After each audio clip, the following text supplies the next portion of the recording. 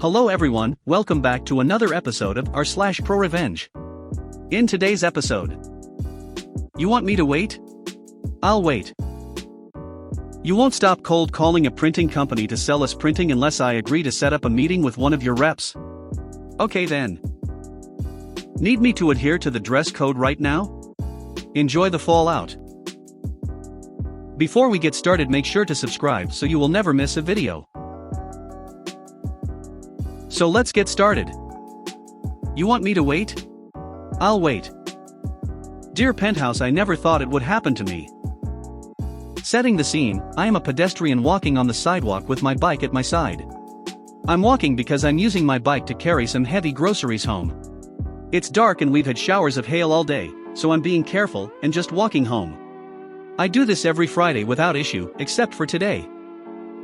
I have headphones on and I'm almost home when a guy grabs my shoulder. I turn to look at him, and he says that I damaged his car and need to come look at it. Confused, I tell him I didn't and keep walking. To note, I live in a shitty part of the city, with regular stabbings and shootings, so there's no way I'm going to stop for a random grabby stranger who wants me to come look at his car. I keep walking and I get maybe 20 feet before he steps out in front of me, legs on either side of my front bike wheel. When I try to back up and walk away, he puts a hand on my shoulder. You damaged my car. You need to come look at my car. I tell him I didn't damage anything and not to touch me. I'll call the police, he snaps. And I think, yes. Call the police if we were in an accident, as he claims we are and can't get it sorted among ourselves. That's what you do around here. You call for the police and calmly wait. Please do. I tell him I'll call my husband, and I took my phone out to do just that. He looks at me, flabbergasted, and repeats, I'll call the police. Please do call the police. I tell him and tell my husband there's a guy harassing me down the street, then hang up. The guy does call the police and I can hear him going through the spiel. He presents the story to them, as though I was cycling with headphones on and playing with my phone when I damaged his car, repeatedly emphasizing she has a phone. She won't give me her contact information, please send someone. I take his picture while he does this, and send it to a Telegram group of friends in case shit goes south. Meanwhile, my husband arrives. Now I am no longer alone, and this non-Caucasian guy can no longer play the race card when the cops get there due to my non-Caucasian husband. Dismay flashes across his face.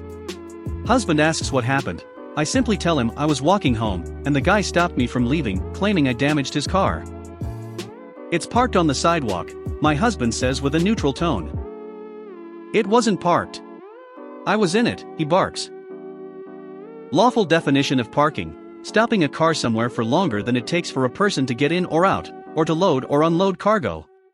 I read off my phone and look at him. He avoids my gaze, and says nothing for a blessed minute before his verbal diarrhea gets the better of him, and he resumes accusing me of damaging his car, and how mean I am for not doing exactly what he says when he says it, and then he accidentally lets it slip that he doesn't know if there's any damage. You've stopped me and accused me of doing damage, but you don't know if there's damage? I repeat, incredulous. He stiffens, stammers, then redoubles his efforts and tries to goad us into an argument. This time, every time he starts up I simply say we'll talk to the police when they get here. He mutters to himself like a crazy person, then finally takes one of the many calls he was getting on a secondary phone and accepts the call to shout at the person on the other end. I tell my husband to go take a picture of the BMW parked on the sidewalk. Neither of us needs to verbalize the before he moves it and get the license plate, and he does. And this wasn't a two wheels on the sidewalk kind of thing. This was a parked crookedly across the sidewalk with at least 3 feet of sidewalk behind his rear bumper thing. After this we wait. My husband and I are talking about our plans for the weekend and food in general while this guy huffs and puffs like an angry tea kettle, occasionally trying to start in on another "Do you even have insurance?" I stick with "we'll talk to the police when they get here." Eventually 2 kids come out of the building this guy was parked illegally in front of. They shout stuff at each other. He then looks at us and tells us don't go anywhere. I have to put my kids in the car to keep them from freezing, in an accusatory tone, as though it was our fault he was stuck there on a dark street waiting for the police. Nice to know he cares about his kids, I guess. Not as much as he does about his car and harassing random women in the dark of a cold winter's night, but you know. Some. Once he's out of hearing range I joke to my husband that we should run for it. We laugh and the guy glances back a lot, as though to make sure we weren't going to leave. But I'm committed. I had no other plans and I decided he was going to be tonight's entertainment. I wanted to hear him tell a cop how an evil pedestrian walking on the middle of a sidewalk damaged his BMW on the sidewalk, and how he then bravely restrained a lone woman from slowly walking away. When he gets to his car, he gets in and turns on the engine. My husband wonders if he was just going to leave. I laugh and figure he's probably just turning on the heater and explaining to his kids how he's the real victim here. When he finally gets out of the car, he takes his sweet time inspecting the front of his car, using the light on his phone. He was really crawling around there almost as though he's having a hard time finding any damage. My husband jokes, and I laugh, or he's making some himself. Once he was done inspecting the damage, the guy gets into the car and moves it closer to us, and conveniently, to no longer be akimbo across the sidewalk when the cops come. I'm gonna head out. We're dumbstruck as he continues. There's a crack in the bumper, but I can't see it in the dark. A crack? I must have had a running start. I tell him. It's not so bad, but I wanted you to know, you should have stopped when I told you. Excuse me? I managed to interrupt him this time. We have regular stabbings and shootings in this part of the city. And you want a lone woman to stop for a guy who is grabbing at her in the middle of a dark street? Well, that's not my fault, he shot back, but couldn't regain his verbal momentum to scold and lecture me, as he seemed to want as his consolation prize after realizing the cop thing wasn't going to work out in his favor. Put in his place in front of his two slack-jawed children, he tried to pretend he was the better person. I was leaving as a favor to you guys, so you don't have to wait in the rain. We both shrugged. It doesn't bother us. But you go ahead, I said, typing his license plate into my phone visibly, and we'll wait for the cops. I'll wait too, he snapped and actually drove off to resume his post across the sidewalk. Or at least, he did for another 5 minutes or so, before he pulled back out, shouted something unintelligible at us, and then drove off. And some say my husband and I are still waiting on that dark street corner to this day. Not really. My husband went home to unpack the groceries, and I went to go buy some mashed potatoes for dinner, and called the cops to tell them they weren't needed anymore. The nice lady ended up taking my report about a weird guy with 2 phones who was parked on the wrong side of town in an expensive car, how he liked to harass women minding their own business, and that he called the police, and then left without waiting for them, wasting the cops' time. You won't stop cold calling a printing company to sell us printing unless I agree to set up a meeting with one of your reps? Okay then. I'm not sure if this quite counts as malicious compliance, but I was just doing what they wanted me to, so I guess it fits. In the mid-2000s I worked for a small printing company. Our commercial work was on large lithographic machines, but we still had office printers and a number of staff who knew a lot about them. I don't think a single one of our office printers had been purchased new or even working. The owner just bought lots of broken office printers for not a lot of money, and then Frankensteined them into working ones. We didn't often buy printer paper, because we just cut leftovers from the factory to suitable sizes for the office. Overall, our office printing costs were extremely low despite the fact that we printed tens of thousands of pages a year. I was a general office dog's body. Among my duties was fielding calls for the director. He would never take calls from cold callers, and I was allowed to describe myself as whatever job title they wanted to hear to deal with them. An office printing management service had got our number. They were offering a completely managed service where they loaned the machines, supplied the consumables, took care of everything, and you just paid per print. Great for some companies, expensive and unnecessary for us. When they first started ringing, I kept telling them, sorry, we aren't interested, please remove us from your list, or we're a printing company. We don't need managed printing services, please take us off your list. This must have gone on for months, and I was getting annoyed that they wouldn't take us off the call list and started spending more time trying to explain to them why it was pointless and a waste of both our time to keep ringing. I explained the information above, but the caller was convinced he could save us money regardless of all that. I guaranteed him he couldn't, as I doubted we paid more than a penny a page.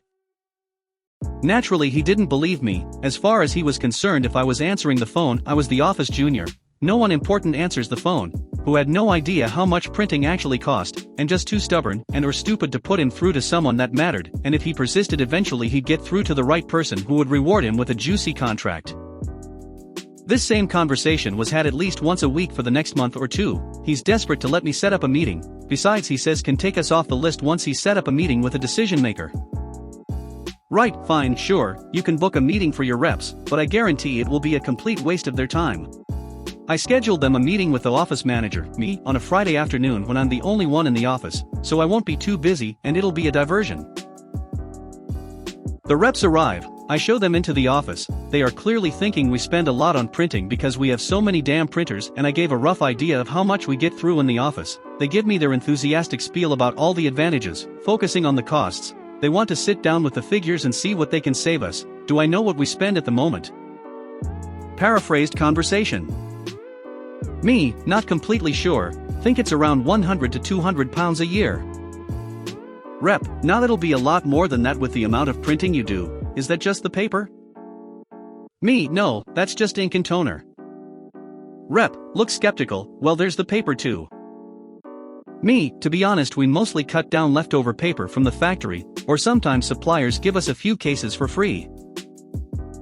Rep, okay, right, so what about the initial costs of the machines? If you average it out over the lifetime of prints rather than considering it just as capital expenditure, it can make up a significant portion of your printing costs. This photocopier, for example, it's a few years old now, and you're looking at about £12,000 to replace it with a similar spec machine. So with our service you can avoid that capital expense. Me, the owner buys them broken and repairs them. Most of the printers only cost a few quid, except the photocopier, which I think cost us £700, as even broken they are expensive, and it took 3 broken ones to make that one working one. Rep, right, so when you need to replace it. Me, I hazard to guess he'll do exactly the same again. Rep, and the ongoing maintenance costs. Me, straight face. Rep, then there's the costs and lost productivity of downtime to consider. He is trailing off at this point. It's clearly part of his rehearsed spiel, but he can also see downtime isn't an issue when we bizarrely have more printers than computers. Rep, there's absolutely no point us being here, is there? Me, no, I'm afraid not. That was repeatedly explained to the guy who set up the meeting, but he said your company won't stop cold calling until we agreed to a meeting, so here you are /__/. The reps agree it is a complete waste of time, have a bit of a frustrated laugh about the call center, and say it's not the first time they've been sent to completely pointless meetings because the call center folks get their commission based on the quantity not quality of the meetings they set up. They don't bother giving me their quote. I never heard from the company again. Need me to adhere to the dress code right now? Enjoy the fallout. I was reminded of this story from my work by one of my coworkers. It's been maybe 5 to 7 years since this happened. Where I work there is a semi-strict dress code that needs to be adhered to so we look presentable when going to customers' houses. The minor details are more or less negotiable depending on who's our manager that day. We have a normal manager we see almost daily, but if he's off, or it's a weekend, someone else subs in. The day this happened was a Saturday, and our regular manager was off, so the duty manager for the day happened to be Mr. Hardass, whom no one liked, and he made it his life goal to make all the techs miserable. When we walked in the door we had to pass through the manager's office to get to our meeting area. My co-worker Tim, name changed, walked in the door that was to the manager's office with everything looking right on his uniform, but his shirt untucked. The following conversation took place. Mr. Hardass, your shirt should be tucked in. Tim, absolutely, and I will do that when I set my gear down and go to the bathroom. Mr. Hardass, no, you need to show up for work ready to work. Not show up and get ready on my time. Tim, okay, let me set my stuff down, and I'll go right to the bathroom and tuck it in for you. Mr. Hardass, no. You're going to tuck it in right now before you walk another step into my building. Tim, right now. Mr. Hardass, right now. So, my co-worker did as instructed, unbuttoned his pants and pulled them all the way down to his ankles and proceeded to smooth out his shirt, and then reach all the way down and pull his pants all the way back up and rebutton them. From there he immediately walked outside and called the HR hotline and told them his manager on duty just forced him to undo his pants and semi-strip in front of him in his personal office and wouldn't allow him to go to the bathroom to tuck his shirt in. That he felt weird and uncomfortable to be around Mr. Hardass and didn't know if he had any ulterior motives. None of us are privy to what exactly happened from that phone call on, but we do know that he got laterally moved from being a tech manager to the safety team where he was no longer in charge of any subordinates. If you made it to the end of the video, thanks for watching. Don't forget to like, subscribe and share, and we will see you in the next video.